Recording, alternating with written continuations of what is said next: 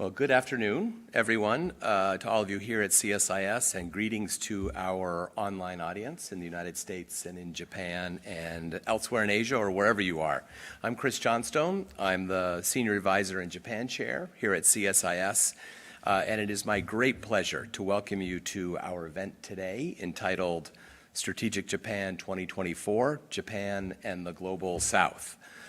This is a project, Strategic Japan, that we had launched here at CSIS 11 years ago with the support of the government of Japan, and it draws on the newest research from leading Japanese scholars to inform and contribute to the policy debate here in Washington.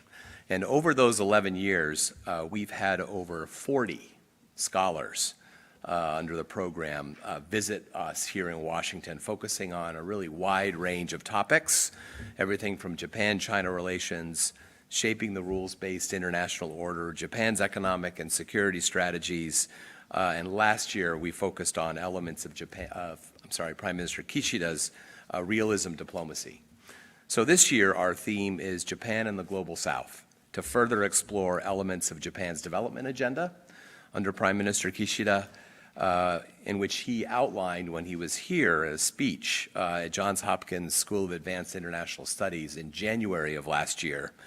And he also made it a core agenda item at the G7 Summit last year, May 2023 in Hiroshima. And as everyone here well knows, Japan has long been a leader in the development world, development policy world, and I think this is also an increasingly important area for U.S. Japan cooperation in the current international environment. We're going to have two elements of our discussion here today. First, Tanaka Satoko, who is the Chief Representative from the Japan International Cooperation Agency, JICA, will give a keynote address to highlight JICA's priorities and activities in the Global South, and then we'll have a short moderated discussion up here on the stage. And then second, we'll turn to our scholars that we've invited here. I'll introduce them in a few minutes, but we're really delighted to have two terrific scholars from Japan with us this week, and we'll invite them to present some of the findings that they developed from their papers. And we'll again have a discussion with all of you. But let's begin with remarks by Chief Representative Tanaka, and I'll introduce her briefly and then invite her to the stage. She assumed her current post as the Chief Representative here in D.C. in July of 2022. Before that, she was Deputy Director General at the Southeast Asia and Pacific Department at JICA headquarters. She has served in numerous professional and management positions at JICA, including Director for Indonesia and Malaysia for over 20 years. And she also has extensive field experience, including in Vietnam and Bangladesh. So I think this is a terrific way to frame our discussion this afternoon. And with that, let me invite Chief Representative Tanaka to the podium. So thank you very much for joining us.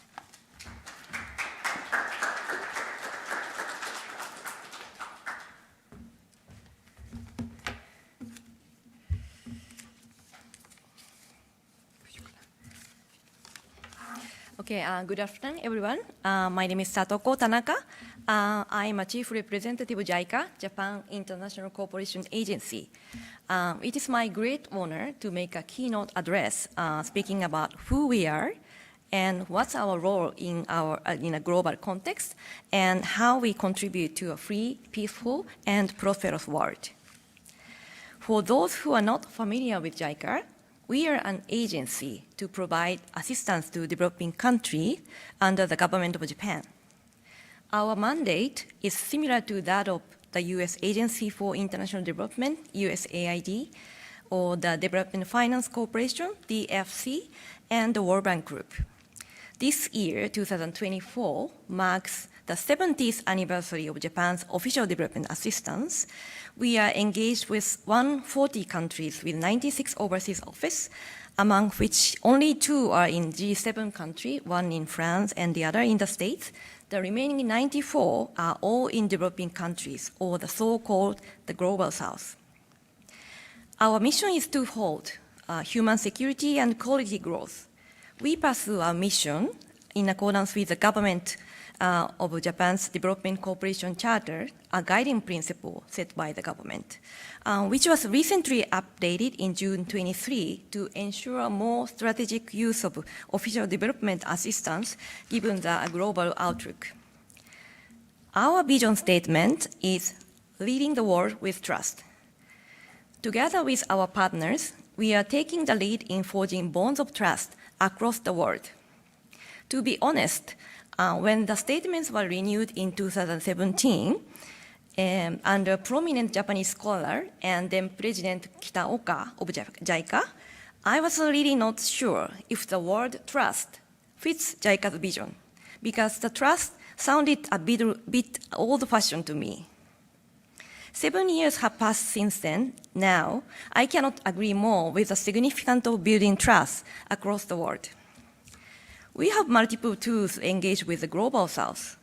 We provide technical assistance, loan and grants, and promote people-to-people exchange. Our annual commitment to finance and investment has grown with the last fiscal year, the largest ever, approximately $70 billion.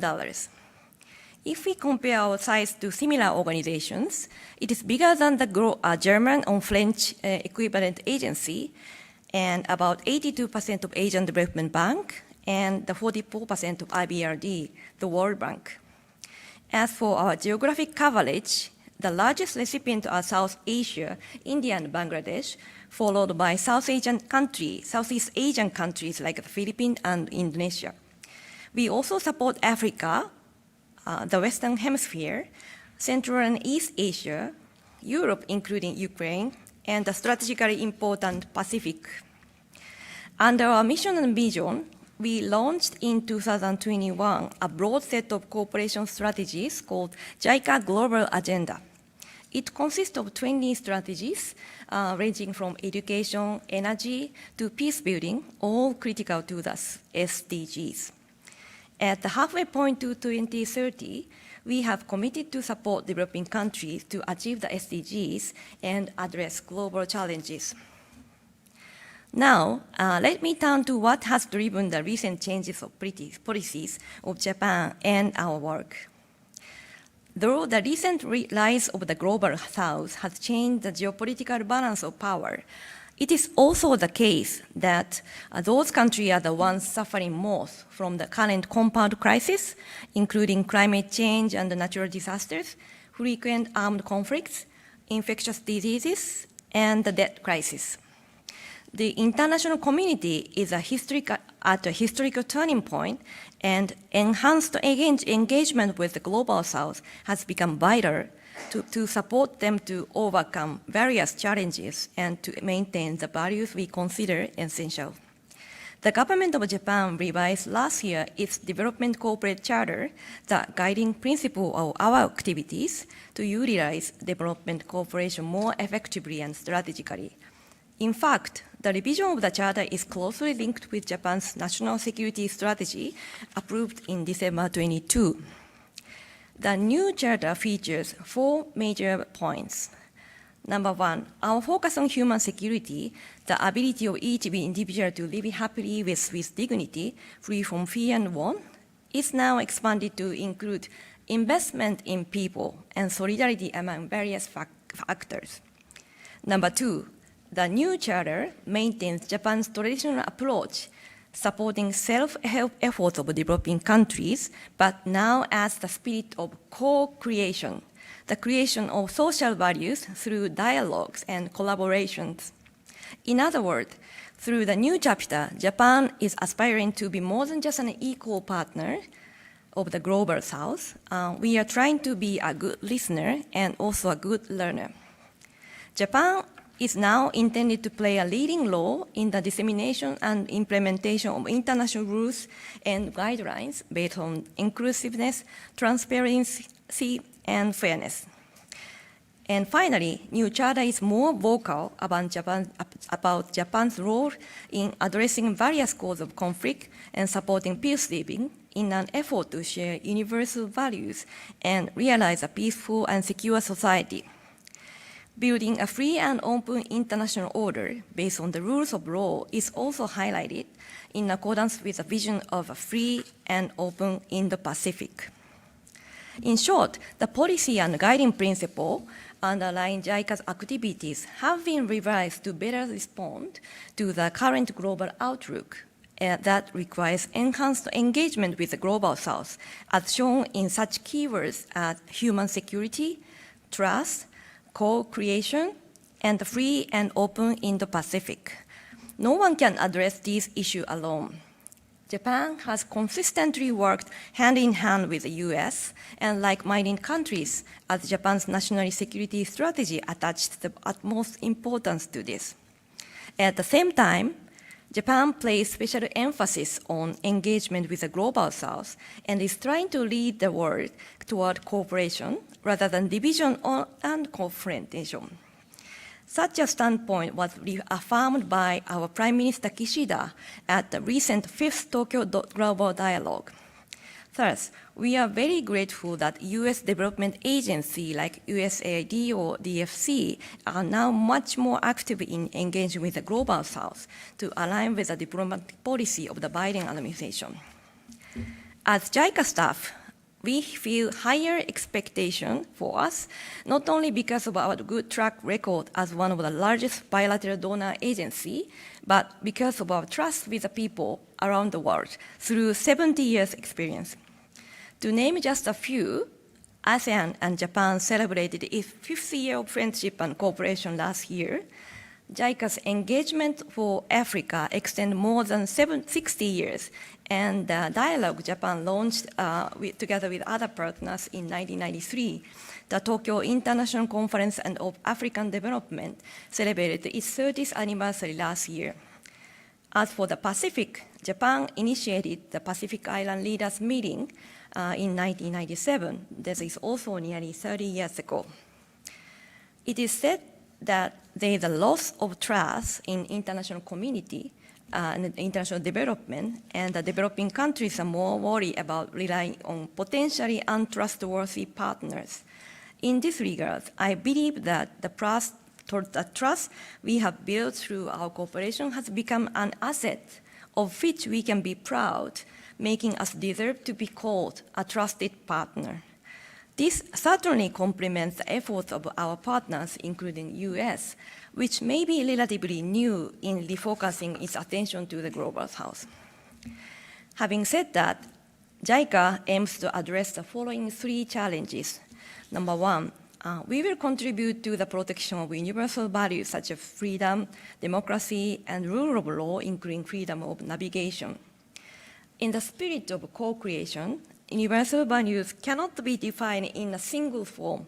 So we respect the history, culture, ownership, and development status of our partners while we take advantage of Japan's own strengths. A good example of our engagement is legal development in Vietnam. Our first engagement started in 1996, and our Vietnamese counterpart included not only the Ministry of Justice or the Supreme Court, but also the Communist Party. Of course, there are differences in political governance structure between Vietnam and Japan.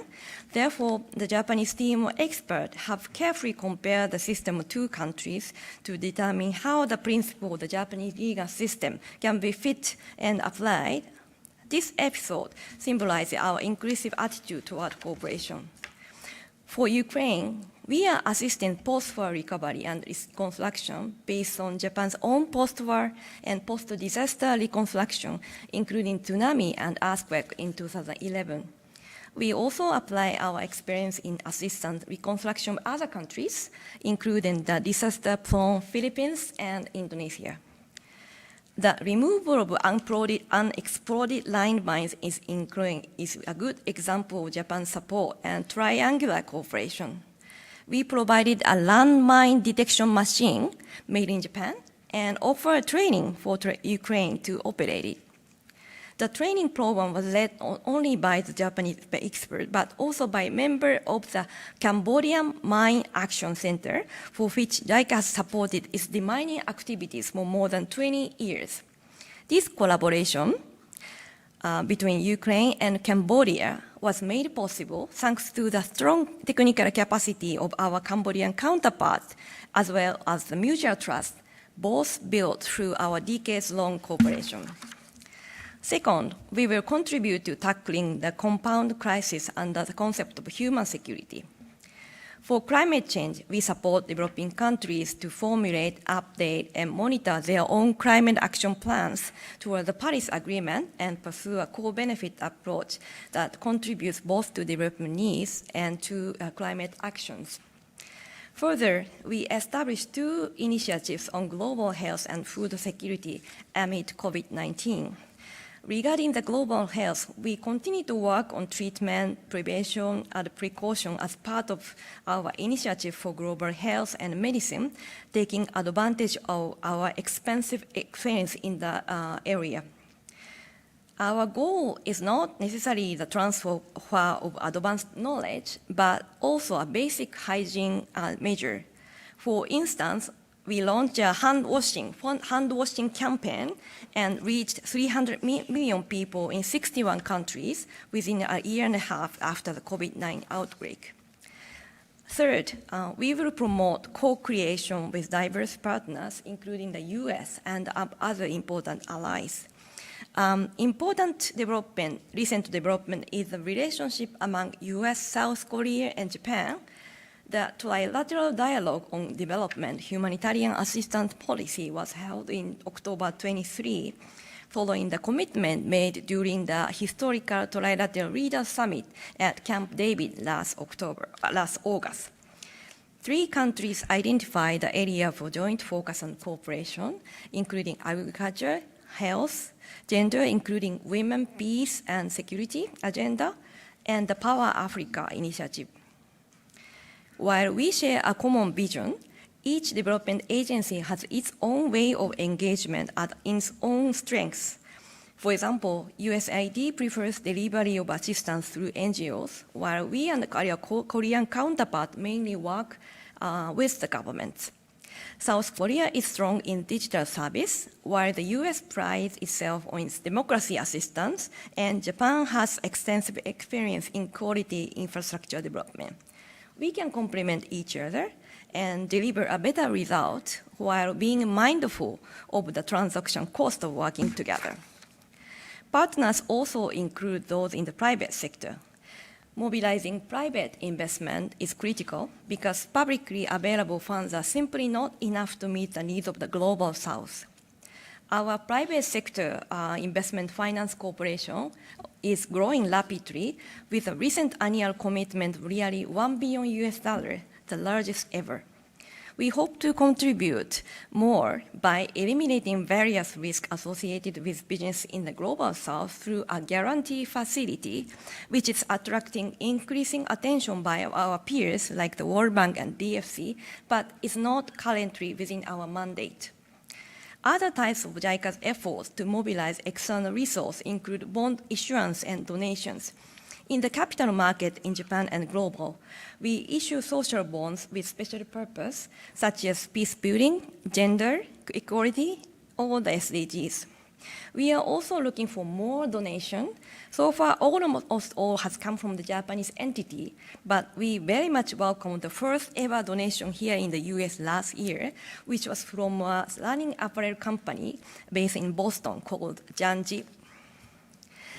As we navigate this era, the challenges facing us are tremendous and complex. However, based on the trust we have built with the country with the global South for decades, and through our partnership with diverse partners, including private sector or the other G7 countries, we can create a more hopeful future. There is a lot we can do and that we should do. Personally, I think I'm lucky to be living at a turning point in the world right now. To be working in Washington, D.C., one of the most exciting crossroads for geopolitics, with various opportunities to interact with people who can influence the direction of the U.S. and perhaps the rest of the world. I hope all those in attendance today feel the same. Thank you.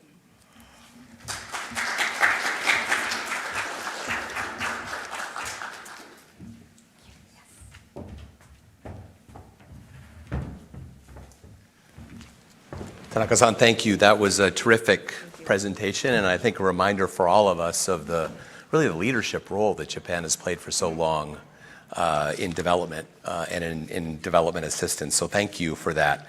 Let me just ask you a couple of questions, and then we'll open up to friends in the audience here. Prime Minister Kishida will be visiting before too long in Washington. It was Japan that coined this phrase, the free and open Indo-Pacific. The United States has adopted that consciously. You spoke a bit about the role of JICA and ODA in the free and open Indo-Pacific vision. But I wonder if you could say a bit more about how JICA connects what it does to this larger vision of FOIP, as Japan calls it, and the role that you play in that regard. If there's more you'd like to say on that. Okay. Basically, FOIP, Free and Open Indo-Pacific, features two main things. One is the important values such as freedom, democracy, or the rule of the law, or navigation of ocean. And the other one is connectivity throughout the region. So we have extensive cooperation related to these 2 points. For example, we are very much active in working for legal and judicial development in many countries, including the example of Vietnam I mentioned. And also, we work for the peace building efforts, for example, the Mindanao area in the Philippines. And we are also working for the maritime safety, and including providing control patrol vessel or the training of, for the Coast Guard people. So actually we have already provided almost 100 vessels throughout the world, but including Vietnam or Indonesia or Indonesia or other countries, all those are located in the very important sea lane. And for the connectivity, actually the quality infrastructure is one of the biggest strengths of JICA support or Japanese experience. So we provide support related to infrastructure in the air, in the sea, or the road. And a recent good example is to construct a deep sea port in Indonesia called Palembang Port. Great, thank you. Just to build on that, if I could, you noted that Japan's ODA charter was changed, sort of updated in 2023, and you laid out some of the new principles that are part of that. Yeah. Could you share a little bit more about how has this new ODA charter, the new principle, how is that changing the way JICA operates in concrete ways on the ground? Are there some examples you can share of how this new strategy is influencing the way you approach specific projects in specific countries? There are a couple of features that the new charter is about, and one of the things is that like a sense of co-creation or like an investment of the people. So it is not all about the drastic change of the countries or area we work, but how we approach or how we address the issues. And we pay more attention to be a good partners or trying to create that with a spirit of the co-creation. We provide training, but we also learn, and that kind of approach is more than, I think, important than before. Interesting, yeah. Great, and on this point about co-creation, and you mentioned sort of cooperation with other donor countries, and to return to this theme of Prime Minister Kishida visiting in the next month, how do you see development assistance cooperation playing in the summit? What role can we expect those issues to fill in the Prime Minister's visit to the White House? Okay. As I mentioned in my speech, there was a trilateral dialogue among Korea and U.S. and Japan last October, and we identified a common area of our approach, like a gender issue or food security. So that kind of effort will further strengthen, I think, taking this opportunity, Prime Minister Kishida's visit next month. And in addition to trilateral cooperation, we also have a collaboration, bilateral cooperation between Japan and U.S. We are thinking about potential collaboration in the infrastructure development in the Pacific region, or some assistance related to digital in Southeast Asia. So this kind of effort can be also of further strength based on the, political, diplomatic development. Interesting. Yeah, the Pacific is certainly an area that's a big focus for all of us these days. So that makes sense for our countries to focus there. Let me invite any questions from the audience. Is there anything folks here would like to ask Tanaka-san while we have her? Yes, please. I think a microphone is going to make its way around. No, we have an online audience, so the microphone's important. All right, there we go. So you touched on this briefly, but I'm wondering... I'm sorry, could you say who you are first? Sure, yeah. My name's Amir Abdul. I'm a policy advisor. I'm really here to listen and learn more about foreign policy, specifically towards Japan, the work that you're doing here. And you touched on this briefly, but I'm interested in what ways you feel the U.S. Japan Alliance can collaborate really to address regional and global challenges in the context of Japan's strategic approach to the Global South. You've spoken a little bit about that in your remarks, Tanaka-san, but is there any more that you'd like to say about how we can contribute to this strategic environment working together? There are several initiatives or collaboration ongoing. For example, recently we have signed the MOU with USAID about global health in Ghana. And also we have signed another MOU for Guatemala to tackle with the root cause of illegal immigration to U.S.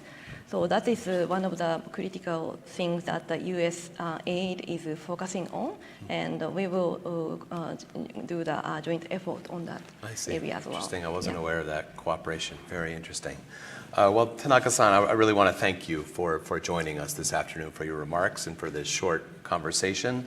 We appreciate the work you do. This is a very important part of Japan's contribution internationally and part of our bilateral agenda as well. So please join me in a round of applause for Tanaka-san. Thank you very much.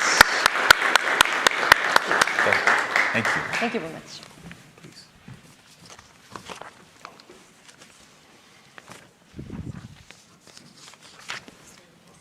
Yeah, so Amy can be in the end, and then you two are.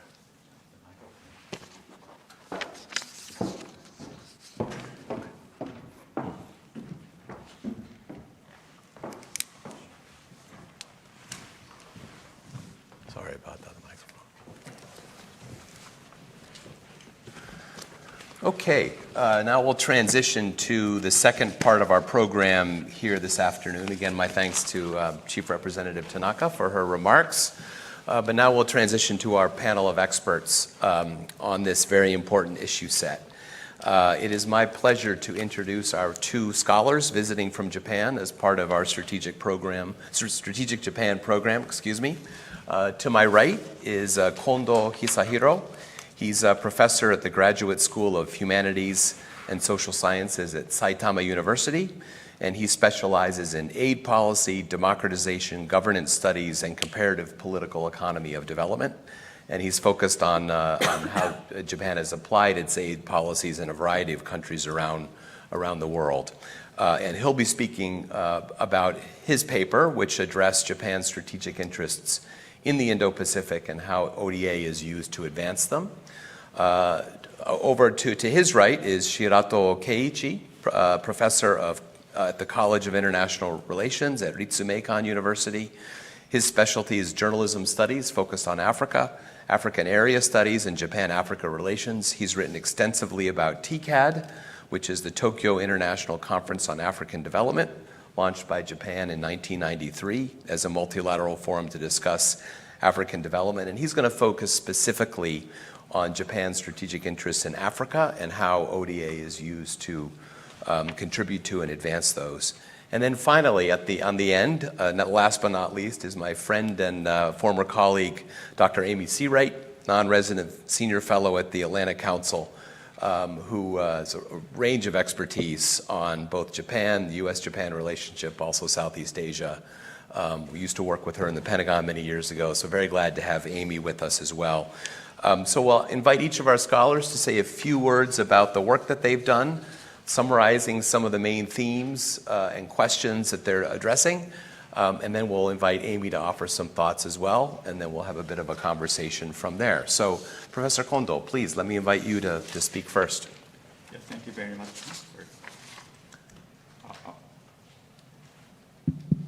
So it's working. Okay, great. So thank you so much for the inviting me to this opportunity today. In my paper, I have discussed the Japan's development assistance during the FOIP, free and open Indo-Pacific era. And as the security environment surrounding Japan is changing, maybe going to the negative way, negative direction, and the Abe and the Kishida administrations undertook drastic changes in the Japanese ODA. And China's maritime expansion continues, and Russia invaded Ukraine. As a result, we face supply chain vulnerabilities and the spread of the food crisis. They worsen the poverty in developing countries. So traditionally, the Japanese ODA was very famous for its huge attention to the economic interests, but China is unilaterally trying to change the status quo by force in the East China Sea and the Southeast China Sea. As a result, Japanese aid has been promoted the securitization of ODA. In response to this worsening situation, the Kishida administration revised its national security strategy in 2022.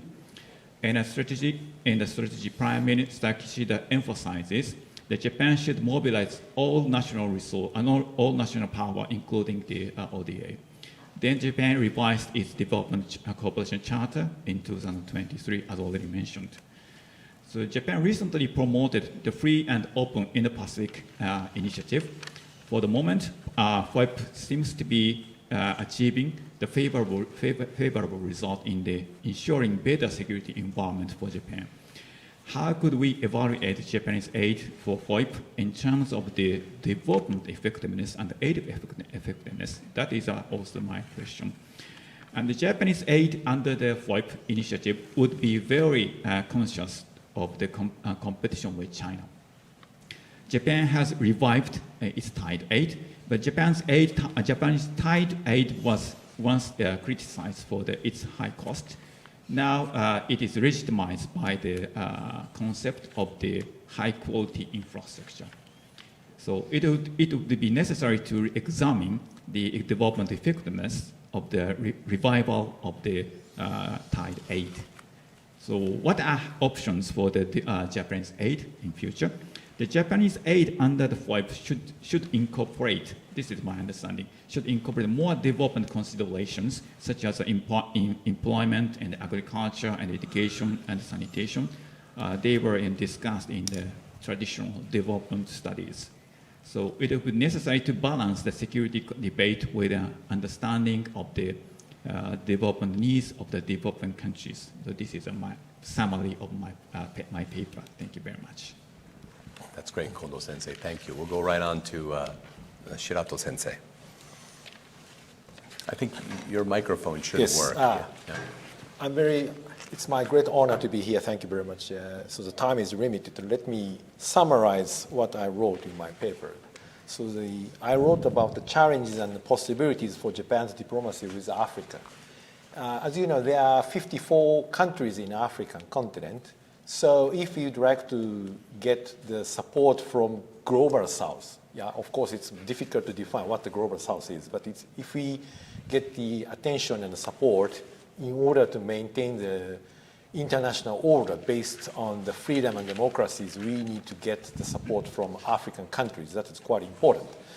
But unfortunately, what's happening in Africa right now is if you look at the voting behavior of the African countries in the UN General Assembly after the Russian invasion of Ukraine, most African countries, there are 54 African countries, and almost half of the African country had agreed that the resolution condemning the Russian invasions. However, the half of the African country did not agree in favor of those resolution calling the Russia to withdraw from Ukraine. But the point is, most African country is not oppose. They didn't oppose the resolution. They just abstain. Abstain means this is an important thing, what we have to think. Because most African countries, almost all African countries, could understood the importance of international orders. So they respect international orders. So that's why they didn't oppose the resolution calling Russia withdraw from Ukraine. But at the same time, simultaneously, most African countries didn't want to unconditionally do not want to unconditionally agree with the claim of Western countries. This international order, current international order has been led by the Western, including United States, Japan, and Europe, and so on. So today, I strongly believe that Japan is one of the West. However, the Japanese position is a little bit unique, and so I wrote in my paper, the Japan, under these circumstances, Japan, only non-Western African country in G8, and with no experience of colonialism rule in Africa, has an important and unique role to play to persuade the importance and the significance of freedom and liberty and human rights and so on. So we, Japan, had, as Mr. Johnstone explained, the TICAT process since 1993. That was one of the diplomatic assets for Japan. So very fortunately, so the general sentiment toward Japan in African countries is generally favorable. So Japan can take an important and unique role to maintain good relation with those kind of African countries. That's my point in my papers. So yeah, if you have many kind of, I think you have many kind of questions, so I will give you to the answer. So what kind of concrete way to approach the African country? What is the best things for Japan and the U.S. to how to approach the African countries? I can give you any kind of answers from your questions. Thank you very much. Great. Thank you, Shirato Sensei. Amy, would you like to say a few words? Sure. Well, first I want to congratulate the CSIS Japan Chair for choosing this really interesting and important topic, very timely, very important, and congratulate the two scholars for writing very interesting papers that were very informative and thought-provoking. This is an important topic because Japan, as Chris said, has been a leader in development assistance for many decades. It was the #1 donor for many years globally. It has now fallen back to the third largest donor, but it's still the #1 donor in the Indo-Pacific. And so very large, very important. And yet, as the papers lay out very nicely, there have been some recent big shifts, potential shifts in the Japanese approach to the Global South through its development assistance.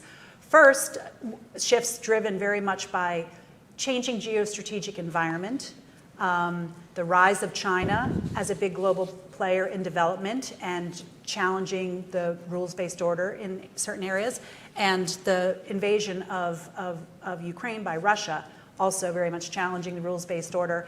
And that has really pushed Japan to think more strategically and make some institutional changes, the new ODA charter and some other things.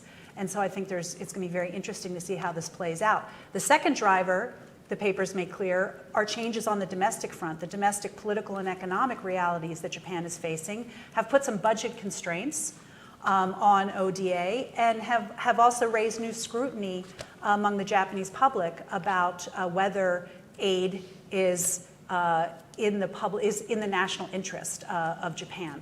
And so these are really important shifts, and it'll be very interesting to see and to hear more about how these changes are going to impact the flows of Japan's development assistance and its effectiveness.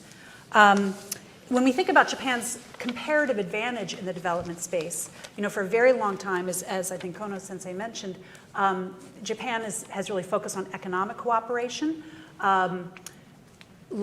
Originally, it was very much about creating a supportive environment for Japanese business, but that led to a lot of infrastructure development, a lot of human resource development and technological transfer and support for small and medium-sized enterprises in these countries. So very positive economic spillovers, development spillovers. And so this all helped to create a legacy for Japan of being a very helpful and trusted partner. And indeed, we see in polls taken by polls of strategic elites in Southeast Asia that are run by ISEAS Institute in Singapore every year, we see that Japan really rises above other major players, including the United States, as being seen as a real benevolent force, a trusted partner. And that level of trust and positive image of Japan is increasing in recent years. And it's really built on this legacy of development assistance to a very large degree. So what are the new emphasis? As has been mentioned, there's a new emphasis in Japanese development assistance on high-quality infrastructure. Japan has long been in the infrastructure space, but it's taken a new role in really trying to push even more explicit high-quality infrastructure projects and creating norms that other countries in the G7 and elsewhere can sign on to for debt sustainability, transparency, effectiveness in its delivery of this high-quality infrastructure. And then there's been this emphasis from the FOIP, the Free and Open Indo-Pacific that Japan has espoused, really focusing on the importance of an international rules-based order. But what does this mean in terms of, what does this mean in terms of development assistance? One area that is clearly new is new security assistance, which Japan did not do before. It now contributes to certain important countries, geostrategically important countries like Vietnam and the Philippines, in areas like maritime security assistance. That's new, that's really important. We have to recognize it's very small amounts at this point, but I think the hope is it will grow over time and have an impact. But beyond that, it's a little less clear right now how that is going to be translated. The Free and Open Indo-Pacific emphasis is going to be translated into development assistance. There is a lot of emphasis, rhetorically at least, on the international rules-based order. Japan has long done a lot for promoting good governance through capacity building, and that's certainly an element to help promote rules-based order. But it has not been in the space of explicitly promoting democracy and human rights in the sense of really trying to target concrete programs and projects to really promote democracy, especially in ways that might somewhat counter the ruling government's wishes. And it appears that that's not really going to change. I mean, Japan is not going to suddenly take on a new focus on democracy and human rights the way the United States does. Is that a bad thing? Well, arguably, it's fine because Japan has found it's very effective to work with governments without that explicit framing of democracy and human rights. And it creates a lot of complementarity between the US approach and the Japanese approach. Japan offers a different voice, which is made clear in some of these papers, that is very welcome in many of these countries. And I think one example of where Japan's advantages really show is in its approach to ASEAN. I just was in Bali, Indonesia last week for a conference on the ASEAN's outlook on the Indo-Pacific, which is a document that was released by ASEAN in 2019. And it was an attempt to put ASEAN centrality in the middle of this emerging discussion about Indo-Pacific strategies of many different countries, put ASEAN in the middle of it, put its own stamp on it. But it took a very pragmatic approach. It's a norms-based document using the ASEAN norms of rules-based order, but also non-interference and sovereignty and other ASEAN norms. And it takes a very pragmatic approach in calling for functional cooperation in some key areas: maritime cooperation, connectivity, development through the SDGs. And this conference had participants from around the ASEAN region and major dialogue partners. The idea was to come up with a vision for how to implement this document, which sat kind of stagnant for a few years during COVID, but Indonesia, as chair of ASEAN this year, has really tried to push it to be more actualized, realized. And this was an attempt to create more of a vision for that. And it occurred to me that Japan is really uniquely situated to engage with ASEAN in this document, and it has come up with a big AOIP plan, because the pillars of maritime connectivity, which includes infrastructure and economic connectivity and development goals, are all areas that Japan covers very well. And the Japan approach of not really couching everything in terms of democracy and human rights is also very welcome in an ASEAN context.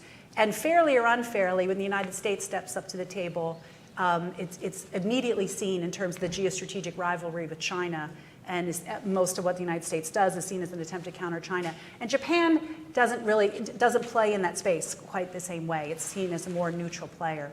So that's just a really, I think, important example of how Japan is really utilizing this ASEAN approach in a way that's beneficial for Japan, and I would argue beneficial for us.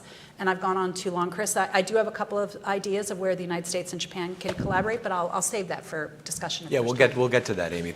So that's terrific. Thanks for that overview. So let me start with a couple of questions for our scholars. And I think, Amy, you noted the high levels of trust in Southeast Asia toward Japan. And I want to pick up from there to then note, Kondoh sensei, in your remarks, you talked about under this new national security strategy, the new ODA charter, the securitization of Japanese aid. And I wonder about whether that changes in any sense the receptivity, potentially, of partners in the region to Japanese aid. Is there a tension at all in Japan's sort of new philosophy behind aid, attention at all in this new strategy with the sort of the long-standing trust that Japan has built up, in part because it is seen as not bringing a security agenda to its aid? I wonder if you have anything you could say about that, about how Japan is managing that tension, if it in fact exists. And Shirato sensei, maybe I'd ask you to sort of comment from your perspective on the Africa side, whether you see any challenges in that regard. And then we'll turn to the question of how the United States and Japan can cooperate more effectively. Kondoh sensei? Thank you very much for your very suggestive questions. Actually, it's not easy to answer for me to your question, but I try to do my best. And Japan has not been active to entrust our ideas on the recipient countries. So even if we try to promote securitization of ODA, we cannot entrust thrust on our ideas. So Japan recently introduced the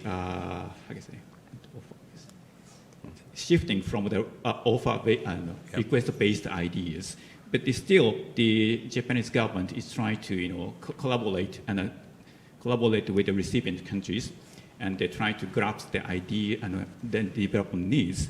So still we have some kind of flexibility. Okay, and that's it to your question. Great, thank you. Shirato sensei? Yeah, so when we discuss about the aid or FDI, foreign direct investment to the Africa, within the community of the expert on Africa in Japan, we say the experience Japan had in Southeast Asia, some of the experiences are very useful for Africa. But at the same time, some of the experience that Japan experienced in Southeast Asia is harmful for African aid for Africa, because situation is completely different. For example, the high-quality infrastructure, the strategy of the high-quality structures, I think it can work in Southeast Asian countries. But in past 10 years, the Abe administration has tried to export the high-quality infrastructure to Africa. But frankly to say, unfortunately, that was almost failed. Because first of all, the high-quality infrastructure is expensive infrastructures. Yeah, high quality and high price. And for the African side, of course, they want the high quality, but it's too expensive. So Japan didn't have any competitiveness with not only China, but also Turkey, and South African companies, so that the experience we had in Southeast Asia sometimes didn't work in an African continent. So it means that Japan should come up with the approach to work more efficiency in Africa, not to over-relying on the amount of ODA or the quality of ODA. We have to think about for example, the software software aspect of the ODA or FDI in the African continents. So when we talk about the aid or FDI to the Africa, we should be more carefully select the field of industry or the country where we can cooperate with. And so one of my conclusions is the selection and concentration is one of the ways that Japan should choose in a strategy for aiding and committing the African continent. Yeah. Great, thank you. I think that's an important point, that you can't just apply the same approach in every region. Well, let's turn to this question of a U.S.-Japan cooperative agenda in development assistance.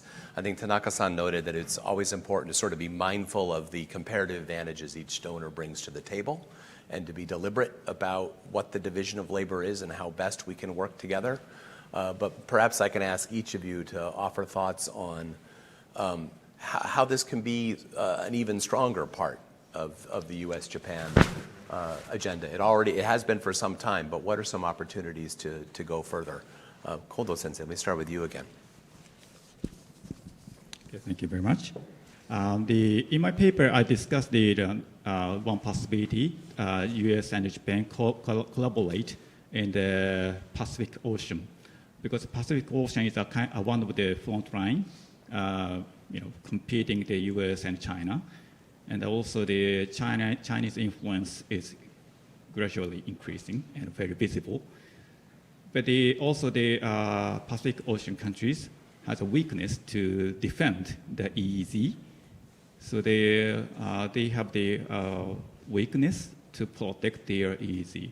So maybe the U.S. and Japan can have can find the room for the collaboration in that area. That may fit the ideas of the securitization of ODA and OSA. So it does fit the new ideas of the developed cooperation in Japan. Thank you. So the Pacific Island region, certainly an area of policy focus for all of us these days. Shirato-sensei. Yes, I think Japan and the United States will be able to cooperate in an African continent, not only for the security area, but also for the business areas. For example, the Abe administration, they were very much interested in the business in Africa. So Prime Minister Abe invited more than 1,000 African young people to Japan and trained or gave them a chance to study in the Japanese university, what we call Abe initiatives. And most African young people went back to their country, but unfortunately, so there are not so many Japanese companies which has a business in African continent. So what's happening right now is the young African people who are educated or trained in Japan lost the chance and opportunity to communicate with the Japanese company and society in the African continent. Sometimes people trained in Japan or educated in Japan are working in a Chinese company in Africa. So, but as you see, the United States is a superpower. So the U.S., if you look at the statistics of the UNCTAD investment reports, Britain, France, and UK, those are the three major, players in terms of investment in the African continent. So one of the ideas is, once Japan trained and educated the African people, and those young people will be able to work in an American company in the African continent. If the African country and the United States, Japan, these triangle has some kind of a meeting or the dialogue, how to activate the hidden power, young who are educated in Japan, if we have such kind of opportunities. So yeah, we can cooperate in Africa on the ground. Interesting. Good. Thank you. Amy, you said you had some ideas in this space. Yeah, well, first to make a broad point, the cooperation with the United States and Japan in the development space, I think, is really imperative. There's been talk about cooperation on development for decades. Some of my early meetings in government, Chris, you might remember when we would sit across the table from Japanese and our State Department colleagues would be next to us, and we were talking about the alliance, and there was an attempt to always talk about new areas of cooperation, and development assistance was a big one. And it was really about strengthening the alliance. Let's move away from just security and do some other things to show it's a really big, multifaceted alliance.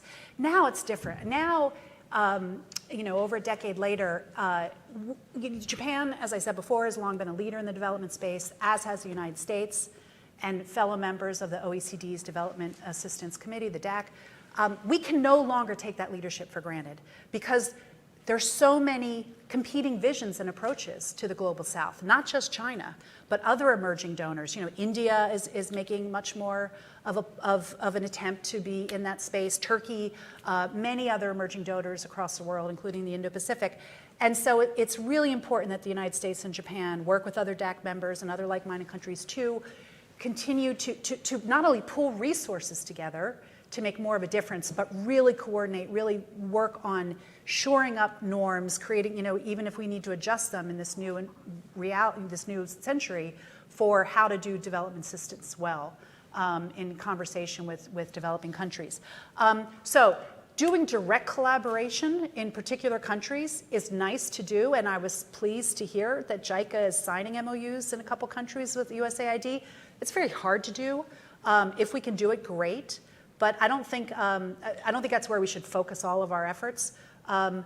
Pooling resources in the infrastructure space is really important, and I really applaud efforts of Japan, especially leading the way, but with the United States and other G7 countries to find ways to pool resources in helping do very expensive, high-quality infrastructure projects, because separate, we really can't compete with some of the bigger resources available for BRI, for example.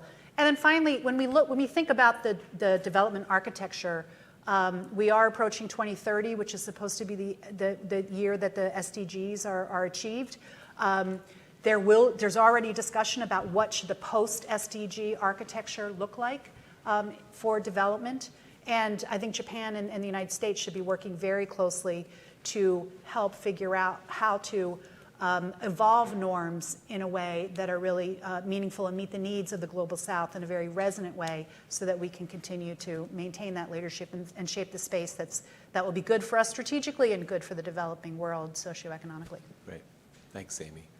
Well, let's open this up to questions here in the room. Again, the microphone will make its way around, and please do introduce yourself and keep your question concise. We'll start here in the middle, and then we'll go over here. Thank you. Hello, everyone. Good afternoon, and thank you so much for joining us today. My name is Juliana Kogan, and I work in the political risk consulting sector here in Washington. So first, I just wanted to preface my comment by saying that I am originally from Ukraine. I just wanted to thank Japan, Tanaka-san, JICA so much for all their efforts. It is extremely appreciated by the Ukrainian community. And now for my question. So as someone who's coming from the private sector, I wondered if you can speak a little bit about, especially some of our panelists today had brought up the importance of infrastructure development in the development space. Kind of what role do public-private partnerships have now in development? There are still gaps and challenges to achieving more. Public-private partnerships, great. Kondoh Sensei, is that maybe that's a question to start with you. How does Japan think about public-private partnerships in the development space? I'm sorry? Yeah, please. Yeah, thank you very much for your question. Of course, the Japanese government emphasized the importance of the public-private partnership because the ODA budget is quite, it's very difficult to explain the increase of the ODA budget. So what is necessary is to mobilize private funds. So PPP is, it does fit that concept. But in practice,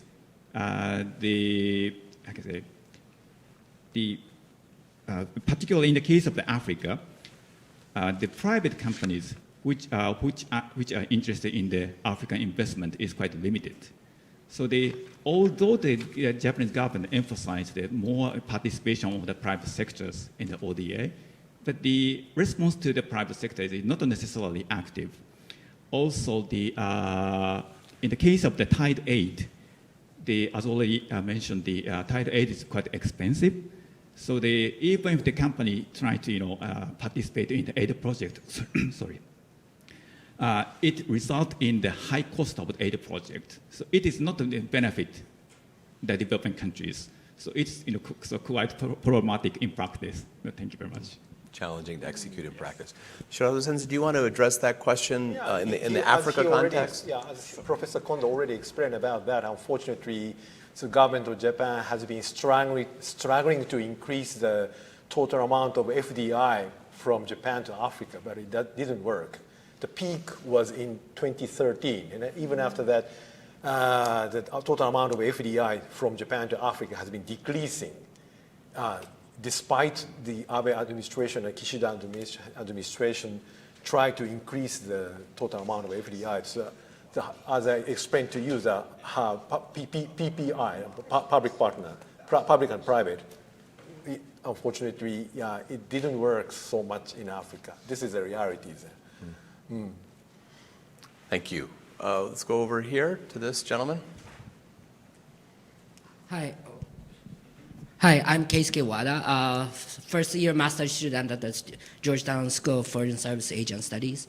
You mentioned about the rise of China, but many people pointing out, there's slowing down of the BRI development and that kind of stuff. So, if is there any implication on Japanese ODA with the Chinese slowing down or things like that? Also, my second quick question is if there is more Japanese ODA strategic value there in the Southeast Asian region or global South region, what would be the good balance between ODA and OSA, the military development help?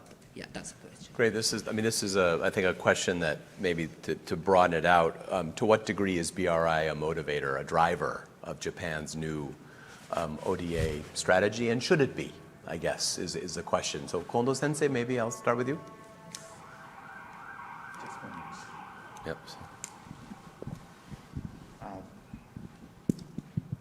Definitely the Japanese government is responding to the BRI because before the Japanese government launched the FOIP, in Japan we had a very big debate whether Japan should align with the BRI or not, but Japan decided not to participate.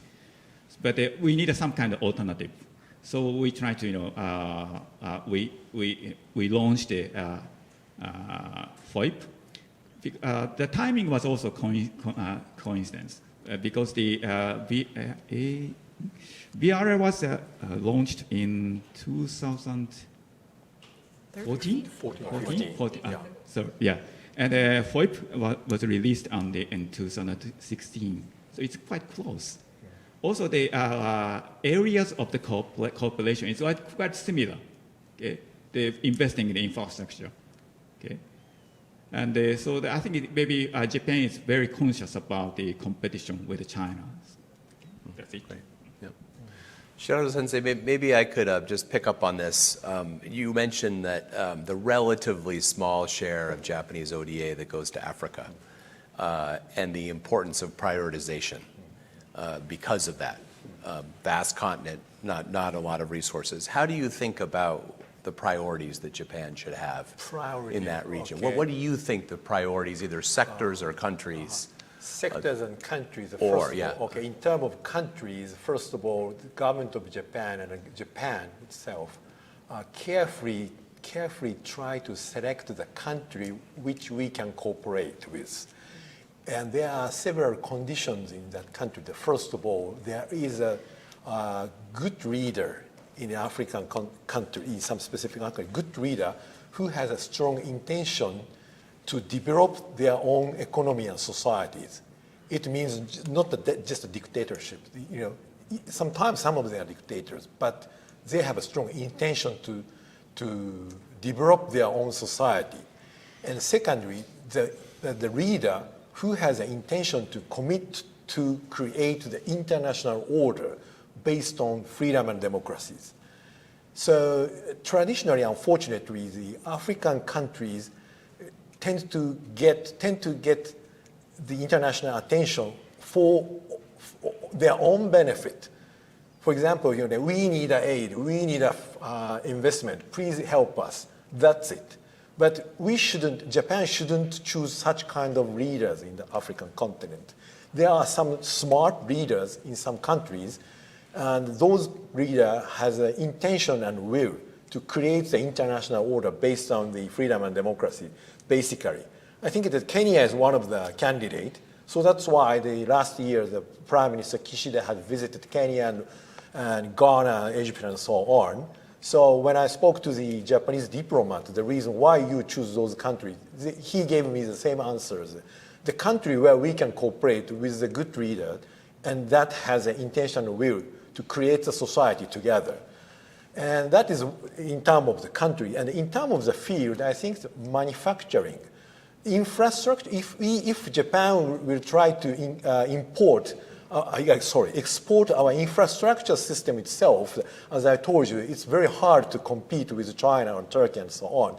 However, so if some African country wants to establish or build a new factory for the manufacturers, or for example, the Toyota, they know how to proceed the operations, even not in the African country, but also in the United States. They know Kaizen, as you see.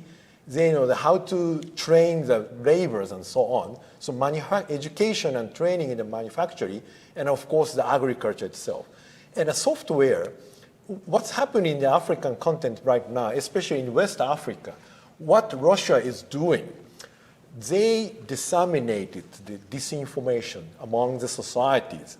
In African countries, all the traditional mass media has not been developed so much. So Russia used the SNS to disseminate the fake information to agitate the African people's anti-Western sentiment and based on the colonialism and so on. That is a bad example.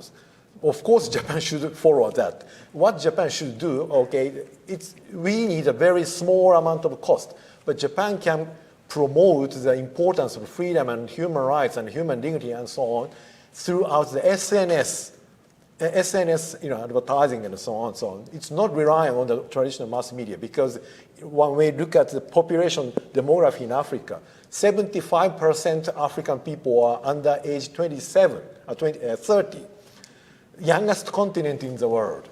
So when the government of Japan uses the SNS technologies, we can, communicate with the young African people and make them to understand the importance of the human dignity and freedom and democracy and so on. Yeah. Thank you. Amy, is there anything you'd like to say about this question of responding to BRI and to what extent that should be a driver and how No, because I think that was well answered, but I will address your second question, which is the balance. What's the right balance? I can't answer for Japan what the right balance is between the traditional ODA and security assistance, but I will just observe, in my perspective, that Japan in the Indo-Pacific has built its foundation of its very good relations with the region on economic relationship. The Japanese economy, the Japanese businesses, and its production networks were key for the developing of the region. Relatively speaking, that's Japan's economic presence is declining as lots of other players are emerging, and Japan is not growing significantly. And the other pillar has been its ODA, its very positive ODA, which has a lot of economic spillovers. This is a new approach on security assistance. It's very targeted. It's a lot targeted on maritime security, maritime domain awareness, things like that. In my understanding from my conversations with Indo-Pacific leaders, it's very welcome in most parts of the region. So it's a positive. However, given the declining relative influence of Japan, it would, I think, be very unfortunate if security assistance, a growing security assistance, came at the expense of Japan's ODA, and it doesn't sound like ODA, the JICA's budget, is in decline or diminishing, but I see it as a helpful add-on, but I wouldn't want to shift resources too much. Mm-hmm. Yeah, useful new tool, but not one that should replace the others that are already in the kit. Yeah, it's also helpful to diversify for these countries, the ones that are receiving some of this, countries like Vietnam and the Philippines, to diversify their partners that are assisting them with this, as long as they're doing it in a coordinated way. So now Japan is joining the United States and Australia and some other countries and helping to build up some capabilities in the maritime and other security fronts. And I think that's a very good thing for the countries in the region. Well, okay, we'll do one last question in the back, and then we'll bring this to a close. Thank you. My name is Chitrali, and I am a student in Masters in Asian Studies at Georgetown, similar to Keisuke. So I had a question about the triangular cooperation that Japan is doing in Africa, which is TICAD, I think so, that's TICAD. So what has been the developments on that? How is that program going? Have there been major bumps into it? Is that, able to compete with something that China provides, or how is the reception of that program till now? So your question is about the TICAD process. TICAD in particular, yeah, the results, effectiveness of that program. I think, I'm not sure whether how much you know about the TICAD process, but there were 8 TICADs so far since 1993. So from first TICAD in 1993 until fourth TICAD in 2008, those TICAD were non-pledge conceptual conference to how to develop the African economy. That was very, how should I say, a little bit academic and conceptual, and non-pledge, yeah. But in 2013, in the TICAD 5, so the government of Japan changed the strategy. So after that, in every speech by the Japanese Prime Minister in the opening remarks, Japan had pledged and promised how much we give you the African continent and so on. So what the government of Japan has been doing since TICAD 5, 6, 7, so try to promote the Japanese private sector investment into Africa. But unfortunately, it didn't work so much. But since TICAD 6 held in Nairobi in 2016, so I could find a slight changing of the TICAD, the characteristics of the TICAD. First of all, if we look at the declaration that was adopted in the final day of the TICAD, so we can find the political message in that declaration since TICAD 6. So Japan and the African countries and other co-organizers, including UN and African Union Committee and World Bank, they all agree the importance of the freedom of navigations. In TICAD 8 in 2022, so all the participants and organizers had agreed the importance of respecting the international orders. Of course, we couldn't find any name of China or Russia and so on, but everybody can understand what it means. So now the TICAD is one of the important opportunity, not only for Japan, but also for some co-organizers, including African Union Commission and African countries, to convey the message to the international society, what is important, what do we think. So the TICAD 9 will be held in next year in Yokohama in Japan. So I'm just watching what kind of message will be delivered from the TICAD process, not focusing on the development in Africa itself, but also for what kind of values or strategy or the message will be delivered from the TICAD process. Now the TICAD has been developing in past 30 years and evolving in every TICAD. Yeah, that's great. Well, thank you very much. I think this has been a really terrific conversation. I mean, I think this question of how we, the United States, Japan, other donor countries, how we engage the Global South on its own terms, separate from the U.S.-China geostrategic competition, developing an affirmative agenda. I think this is a really central issue set for our time, and I think Kondoh Sensei and Shirato Sensei have given us a lot to think about. Their papers will be published by CSIS in the coming weeks, so you'll get a sense of, in more detail, about their thinking on these topics. But my thanks to all of you for joining us today, and please join me in a round of applause for our speakers.